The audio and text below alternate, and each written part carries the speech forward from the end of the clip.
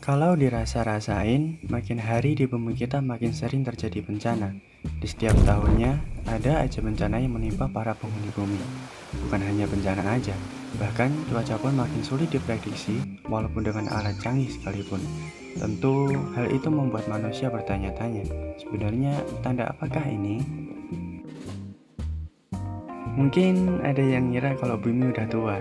Ya, kalau dipikir-pikir emang bumi udah tua banget. Faktanya, bumi kita udah berumur lebih dari 4,5 miliar tahun. Sungguh angka yang sangat fantastis. Tapi sebenarnya bukan itu yang menyebabkan banyak banget bencana di bumi kita. Karena sebenarnya, selain faktor alam, ternyata dalam hal ini manusia juga ikut jadi penyebab yang sangat besar.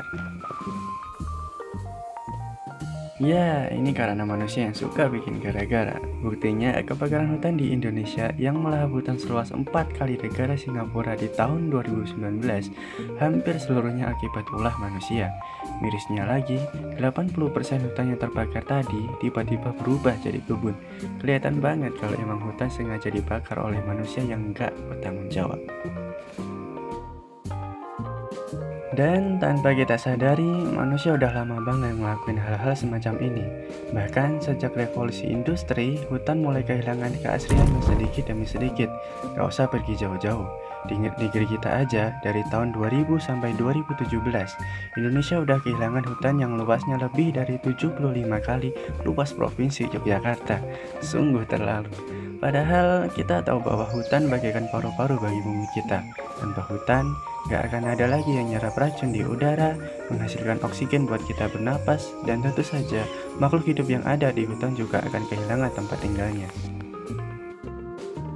Nggak perlu ditanya apa akibatnya jika kita nggak peduli sama hutan, karena dampaknya udah jelas bisa dilihat dengan mata. Banjir sampai tanah longsor selalu kita rasakan di tiap tahunnya.